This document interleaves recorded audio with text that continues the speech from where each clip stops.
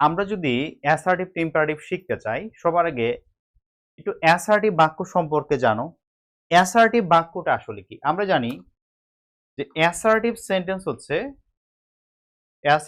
Sentence মানেই হচ্ছে যে শুরুতে একটা সাবজেক্ট থাকবে, এরপর সেন্টেন্সের ভার্ব থাকবে এবং এরপরে অবজেক্ট থাকতে পারে, কমপ্লিমেন্ট থাকতে পারে, এক্সটেনশন থাকতে পারে। যাই থাকুক না কেন একটা কিছু থাকবে। থেকে শেষে যদি ফুল স্টপ থাকে তখনই আমরা সেটাকে বলি যে এটা হচ্ছে একটা অ্যাসার্টিভ সেন্টেন্স। তাহলে অ্যাসার্টিভ সেন্টেন্স হওয়ার শর্ত হচ্ছে যে শুরুতে সাবজেক্ট, তারপর ভার্ব এবং তারপরে ফুল স্টপ থাকবে। বলো তো এই কথাটা কি বোঝা গেল? কোনো ডাউট আছে? আচ্ছা, এখন ইম্পারেটিভ সেন্টেন্স দেখতে কেমন হবে? দেখো, ইম্পারেটিভ সেন্টেন্সের একটা বৈশিষ্ট্য হলো যে ইম্পারেটিভ সেন্টেন্সে কখনোই সাবজেক্ট থাকবে না। যখনই তুমি লিখবা ইম্পারেটিভ সেন্টেন্স, কোনোভাবেই সেখানে সাবজেক্ট থাকতে পারবে না। ইম্পারেটিভ সেন্টেন্স শুরু হবে ভার্ব দিয়ে। ভার্বও আমরা লিখবো না, আমরা লিখবো বেস ফর্ম দিয়ে শুরু হবে। হ্যাঁ, একটা বেস ফর্ম দিয়ে শুরু হবে, তারপর অবজেক্ট, এক্সটেনশন যা থাকার থাকবে, শেষে ফুল স্টপ থাকবে। তো এইভাবে যদি থাকে তখন সেটাকে আমরা বলি ইম্পারেটিভ সেন্টেন্স। তো আমাদের এখন প্রশ্ন হচ্ছে, আমাকে দিবে অ্যাসার্টিভ, আমাকে বানাতে হবে ইম্পারেটিভ। তার মানে অ্যাসার্টিভ দিবে, আমাকে ইম্পারেটিভ বানাইতে হবে। এখন কিভাবে এটা আমি বানাইতে পারি? এটা বানানোর জন্য আমাদের দুটি কাজ করতে হবে। প্রথম কাজ হচ্ছে, এই যে আমাদের অ্যাসার্টিভ সেন্টেন্স, আমাকে তো একটা অ্যাসার্টিভ সেন্টেন্স দিবে।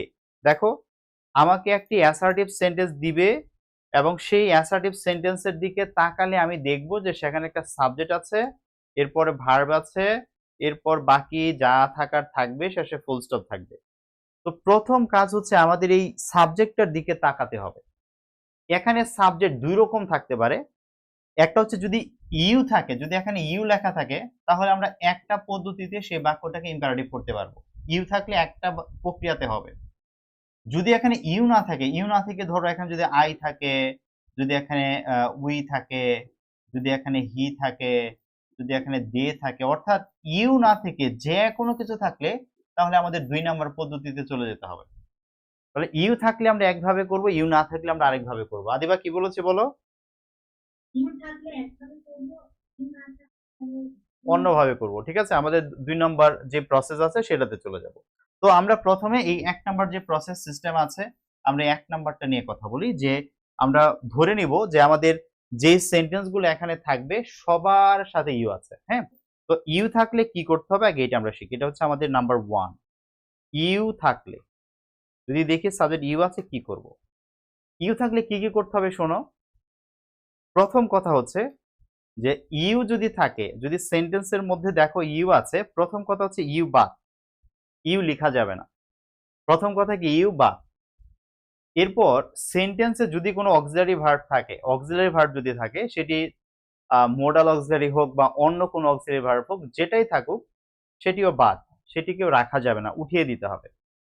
সেন্টেন্সের মধ্যে যদি ভার্ব 1 থাকে, যদি ভার্ব 2 থাকে, যদি ভার্ব 3 থাকে, যাই থাকুক না কেন, ভার্বের অবস্থা যেমনই থাকুক না কেন, সেইটাকে বেস ফর্ম বানাইতে হবে। কারণ কি? কারণ ইম্পারেটিভ বাক্যে বেস ফর্ম লাগে। ইম্পারেটিভ বাক্যে কি লাগে বলো? বেস ফর্ম লাগে। এজন্য আমরা বেস ফর্ম লিখব। যদি আমরা দেখি যে ভার্বের সাথে আইএনজি আছে, যেহেতু আমরা বেস ফর্ম করব, ওই আইএনজিটারও দরকার না, ওই আইএনজিটাও আমরা বাদ দিয়ে দিব। এই কাজগুলি করতে হবে, শুধু বাদ দেওয়ার কাজ করতে হবে, করলে বাক্যটি ইম্পারেটিভ হয়ে যায়। যেমন ধরো বলা আছে যে you should obey your parents, তোমার উচিত তোমার বাবা মাকে মেনে চলা। তো সেন্টেন্সটার মধ্যে দেখো যে ইউ আছে, তো যেহেতু ইউ আছে প্রথমে ইউ বাদ, এখানে একটি মোডাল অক্সিলারি আছে বাদ, তাহলে আমার ভার্ব আছে, ভার্বের বেস ফর্ম লিখতে হবে। ভার্বের বেস ফর্ম হচ্ছে এখানে অবে এর বেস ফর্ম অবেই, এটাই অবে ইউর প্যারেন্টস। ইম্পারেটিভ বাক্য হয়ে গেল। ইম্পারেটিভ বাক্য দিয়ে আমরা সাধারণত কি করি? মানুষকে আদেশ দেই, উপদেশ দেই, অনুরোধ করি, এই কাজগুলি তো করি। এই বাক্যটা দিয়ে আমি কি করছি? আমি তোমাকে উপদেশ দিচ্ছি যে অবে ইউর প্যারেন্টস, তোমার বাবা মাকে মেনে চলো। আমার কথা কি ক্লিয়ার আছে? কোনো সমস্যা? ওকে। তাহলে আমি একটু লিখে রাখি এখানে, এটা হচ্ছে obey your parents। ব্যাস, প্রথমটা হয়ে গেল। আরেকটি বাক্য দেখো, ধরো বললো যে you will have followed my instructions, যে you will have followed my instructions। যদি এইভাবে কথা আমরা বলি না, আমি বাক্যটাকে এমনিতে বড় করেছি তোমাদের বোঝানোর জন্য। এখানেও দেখো, এখানে সাবজেক্ট আছে 1 2 3টি ভার্ব আছে। তো আমরা জানি যে 3টি ভার্ব থাকলে শেষেরটি হচ্ছে মেইন ভার্ব, আর আগেরটি হচ্ছে অক্সিলারি ভার্ব, এর আগেরটি হচ্ছে অক্সিলারি ভার্ব। মনে আছে কিনা বলো? এখন তাহলে তাহলে ইউ বাদ যাবে, উইল বাদ যাবে, হ্যাভ বাদ যাবে, কারণ এগুলো অক্সিলারি ভার্ব, এগুলো বাদ যাবে। আর এখানে ফলোড, এটা ভার্ব 3 আছে। আমরা জানি ভার্ব 3 থাকলেও সেটাকে বেস ফর্ম বানাতে হবে। তো ফলোড এর বেস ফর্ম হচ্ছে follow my instructions।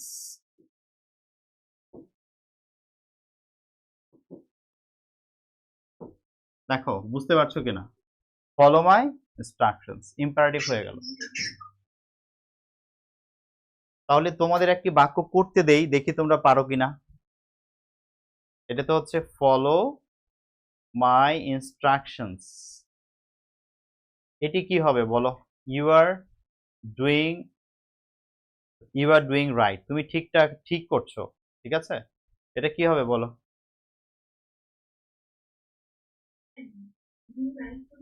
Do right হবে, ই উঠে যাবে আর অক্সিলারি ভার্ব উঠে যাবে, তাহলে ডু রাইট, ঠিক মতো করো, ঠিক করো, ঠিক আছে, ডু রাইট। আশা করছি বুঝতে কোনো অসুবিধা নাই। এবার শোনো, ধরো সেন্টেন্সে ইউ আছে এবং ইউ থাকার পরে ওই সেন্টেন্সের মধ্যে আবার নট চলে আসছে। সেন্টেন্সে নট চলে আসছে মানে বাক্যটা নেগেটিভ আছে। এই নেগেটিভে থাকলে আবার কিভাবে করব? দেখো, একটা বাক্য আগে লিখি। ধরো বলা হলো you should not hurt an animal, তোমার একটা পশুকে আঘাত করা উচিত না, তাকে ব্যথা দেওয়া উচিত না। তো আমরা শিখেছি যে আমাদের ইউ উঠে যাবে, শুড উঠে যাবে, তাই না? শিখেছি তো। আর এই যে নট আছে, নট যদি থাকে, নটের জন্য মনে রাখবা, নটকে আমরা কিন্তু শিখেছিলাম নটকে একা একা বসানো যায় না। নটকে একা একা বসালে ভুল হবে। নটকে কিভাবে বসাতে হয়? একটা অক্সিলারি ভার্ব দিয়ে বসাতে হয়। তো ইম্পারেটিভ বাক্যে যেহেতু শুরুতে বেস ফর্ম লাগে, আমরা একটা ডু লিখবো, সেই ডু এর সাথে নটটা অ্যাড করে দিব। Don't heart an animal. তার মানে আমরা যদি দেখি সেন্টেন্সে নট আছে, তার ডোন্ট লিখবো, নট থাকলে কি লিখবো? ডোন্ট। তাহলে এটি হচ্ছে ডোন্ট হার্ট অ্যান অ্যানিমাল। এরপর দেখো, নেভার থাকলে, যদি আমরা দেখি সেন্টেন্সের মধ্যে নেভার আছে, তাহলে কি করব? নট থাকলে না হয় আমরা ডোন্ট লিখে দেব, নেভার থাকলে কি করব? নেভার থাকলে আরো বেশি মজা। নেভার থাকলে না, নেভার প্লাস বেস ফর্ম লিখলেই হয়। নেভার থাকলে নেভার প্লাস বেস ফর্মই লেখা যায়, নেভারের জন্য ডোন্ট লেখার প্রয়োজন নাই। যদি বলা হয় you should never tell a lie, you should never tell a lie, তোমার কখনোই মিথ্যা বলা উচিত না। তো সেন্টেন্সে আমার ইউ উঠে যাবে, শুড উঠে যাবে, আমি জানি এই দুইটা বাদ। তাহলে আমার আনসার হচ্ছে নেভার, আর নেভারের পরে বেস ফর্ম টেল, এখানে বেস ফর্মে আছে, never tell a lie, never tell a লাই। বোঝা গেল? ওকে। আরেকটা বিষয় দেখো,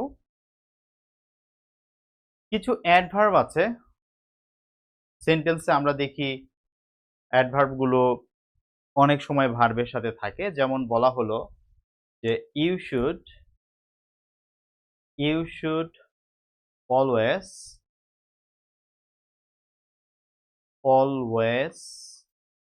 বি পাংচুয়াল। পাংচুয়াল মানে সময়নিষ্ঠ হওয়া, সব কাজ সময় মতো করা। হ্যাঁ, তো you should always be punctual. আমরা এখানে দেখতে পাচ্ছি যে ইউ আছে, ইউ উঠে যাবে, শুড উঠে যাবে। কিন্তু এই যে এখানে যে অলওয়েজ আছে, এই অলওয়েজ কিন্তু একটা অ্যাডভার্ব।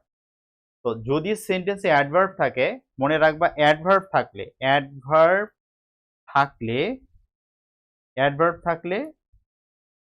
ওই অ্যাডভার্ব প্লাস বেস ফর্ম হবে। অ্যাডভার্ব থাকলে অ্যাডভার্ব প্লাস বেস ফর্ম হবে।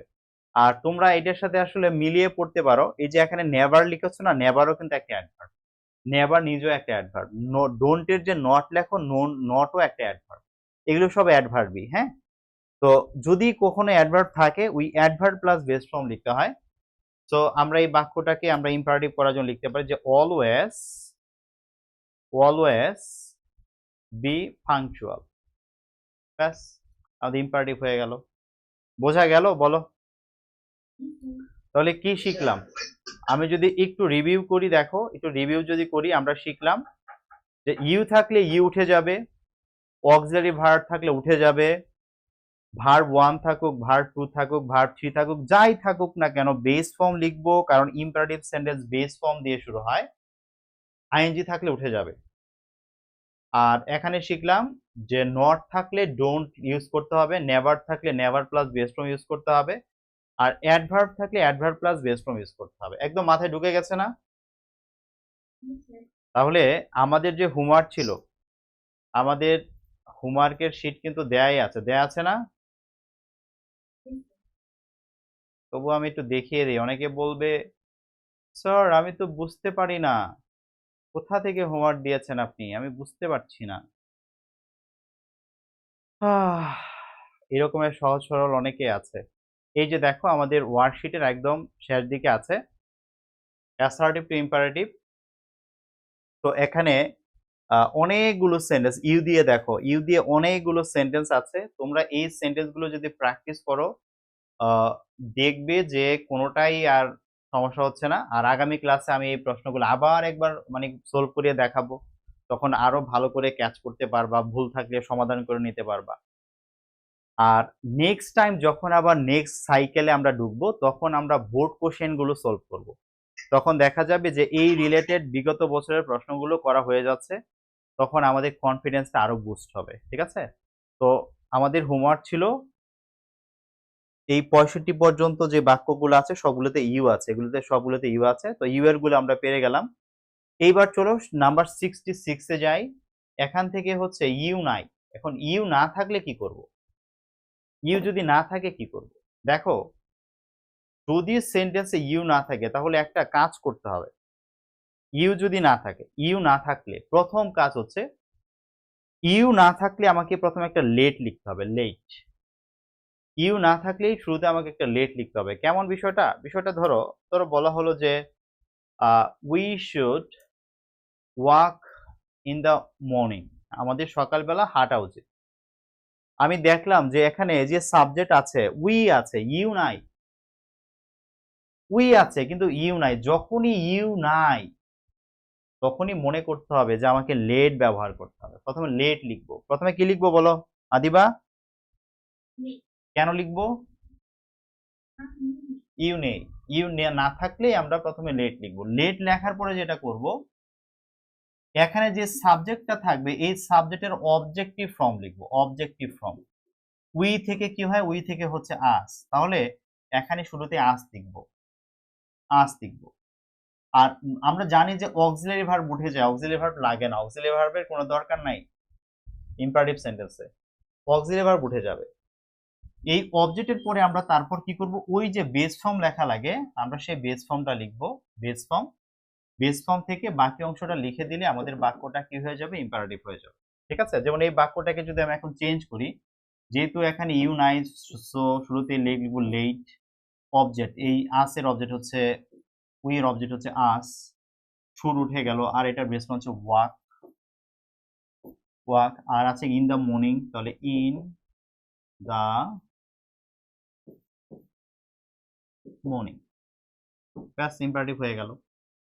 আর জেনে রেখো, এই লেট কিন্তু এখানে আলাদা কোনো কিছু নেই, এটাও কিন্তু একটা ভার্ব। মনে আছে তো? লেটের তিনটা form same, let let let. তো এই বাক্যটা এইটা হচ্ছে আমাদের ফাইনাইট ভার্ব, বেস ফর্ম, এটা ফাইনাইট ভার্ব।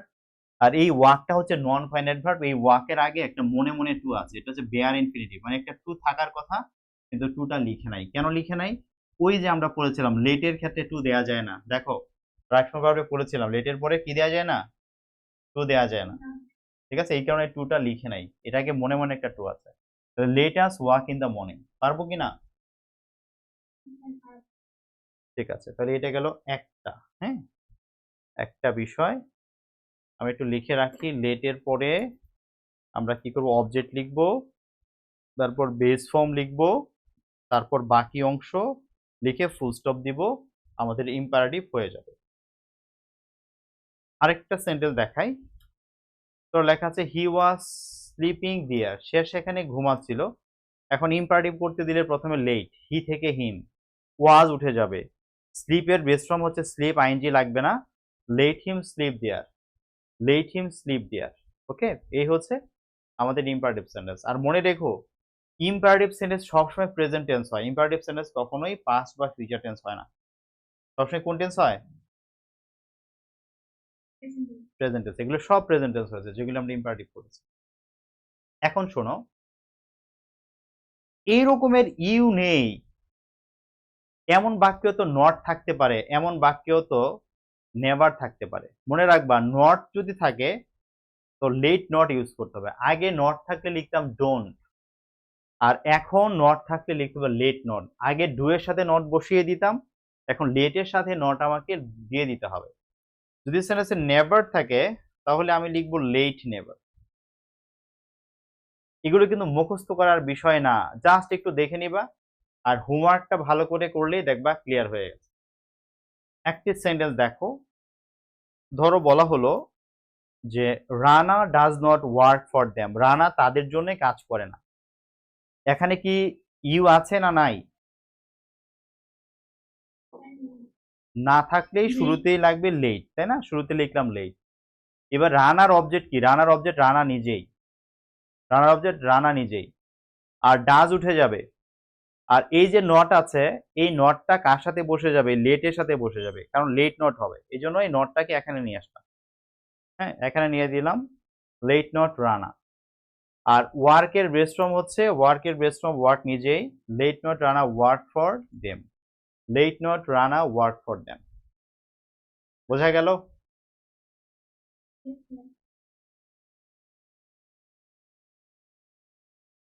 ওকে, যদি এই বাক্যটা যদি এমন থাকতো, ধরো যদি নেভার দিয়ে লেখা থাকতো যে Rana never works for them, Rana never works for them, যদি এইরকম ভাবে থাকতো তাহলে আমরা লিখতাম যে রানা লেট রানা। আর যেহেতু নেভার আছে তাহলে লেটের সাথে নেভারটা বসে যাবে, তাহলে লেট নেভার রানা ওয়ার্ক ফর দেম।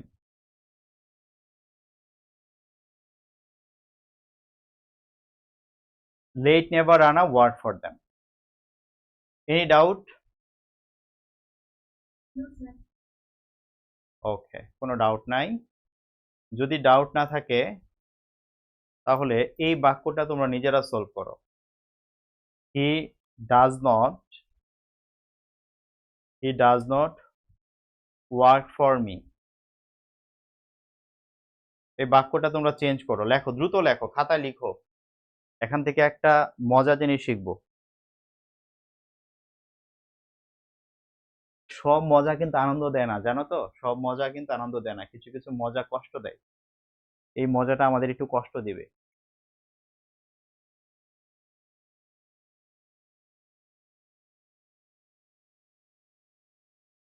আদিবা লিখেছো? কি লিখেছো?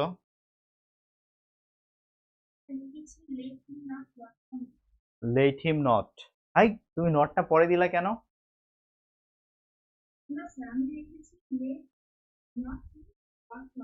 ওই ওই, তাহলে ঠিক আছে, লেট লেট নট হিম, তাই না? Let not him work for me. বয়েজের ক্লাসে কিন্তু বুঝিয়েছিলাম। হ্যাঁ, বয়েজের ক্লাসে লেট নিয়ে কি প্রশ্ন সলভ করায়নি?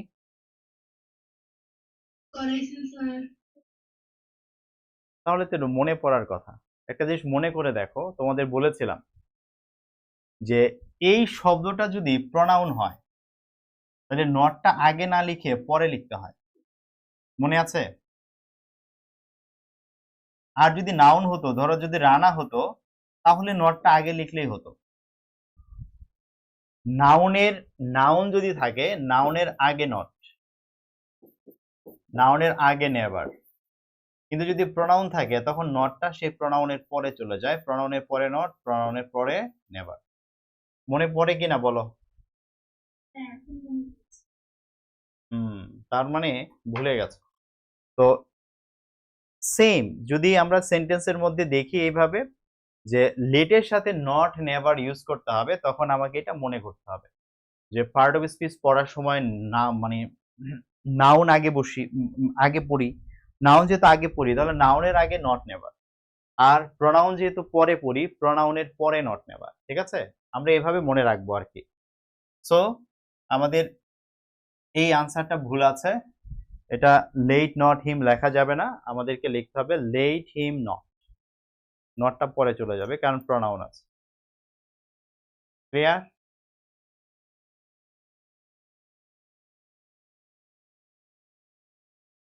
লাস্ট একটা বিষয়, এরকম ভাবে অ্যাসার্টিভ থেকে যে সবসময় ইম্পারেটিভ করতে দিবে এরকমটা না করে অনেক সময় আমাদেরকে ভরকে দেওয়ার জন্য পরীক্ষায় এরকমের ইন্টারোগেটিভ সেন্টেন্স দিয়ে বলতে পারে, ইন্টারোগেটিভ সেন্টেন্স দিয়ে আমাদেরকে বলতে পারে যে তুমি কি করো, এটাকে ইম্পারেটিভ করো। তো একই সিস্টেম দেখো, ই অক্সিলারি ভার্ব এটা উঠে যাবে, অক্সিলারি ভার্ব আমার লাগবে না। ইউ থাকলে ইউ উঠে যাবে, এটা আমার লাগবে না। আর এখানে please tell me the story যেটি আছে, এখানে প্লিজের জায়গায় প্লিজ বসে থাকবে, প্লিজ নিয়ে কোনো সমস্যা নাই। প্লিজ, প্লিজের পরে কমা দিলেও হয় না দিলেও হয়, please tell me the story, সব আগের নিয়ম। তো প্লিজ থাকলে প্লিজটাকে বাদ দিব না, রেখে দিব। প্লিজ যদি থাকে সেন্টেন্সে, প্লিজ কাইন্ডলি যদি থাকে রেখে দিব, আর না থাকলে দরকার নাই। দেখো বোঝা গেল? তাহলে তোমাদের কাজ হচ্ছে এই যে ওয়ার্কশিট, এই ওয়ার্কশিটের একেবারে 49 থেকে একেবারে 88 পর্যন্ত বাসায় হোমওয়ার্ক করে রাখবে সবগুলো, ঠিক আছে? নেক্সট ক্লাসে আমরা ঠান্ডা মাথায় অ্যাসার্টিভ থেকে ইন্টারোগেটিভ শিখবো, যদি পারি শেষ করে ফেলতে তাহলে অ্যাফার্মেটিভ থেকে নেগেটিভও ধরে ফেলবো। আর যদি পসিবল না হয় আগামী ক্লাসে আমরা অ্যাসার্টিভ থেকে ইন্টারোগেটিভ পড়ে আমরা অন্য আরেকটা টপিকও টাচ করবো সাথে, ঠিক আছে? তো ভালো থেকো সবাই, হোমওয়ার্ক করো, ইনশাল্লাহ আগামী ক্লাসে কথা হবে। হ্যাঁ।